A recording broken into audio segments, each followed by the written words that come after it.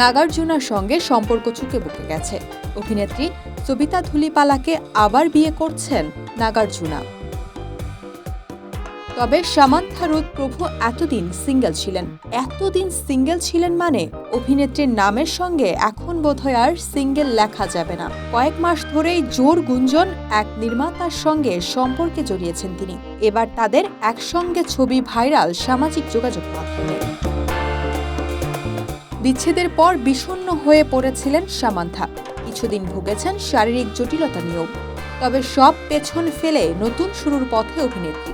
শোনা যাচ্ছে পরিচালক রাজ নিধিমুরুর সঙ্গে প্রেম করছেন সামান্থা। কয়েকটি ভারতীয় গণমাধ্যম জানিয়েছে তারা নাকি এখন একসঙ্গে থাকার জন্য বাড়ি খুঁজছেন। এই সম্পর্ক নিয়ে এখনো কোনো মন্তব্য করেননি সামান্থা বা রাজ কেউই। তবে সামান্থার ভাগ করে নেওয়া একটি ছবি জল্পনায় ঘৃতাহুতি দিয়েছে। এক বিমানযাত্রার সময় রাজের কাঁধে মাথা রেখে ছবি তোলেন সামান্থা।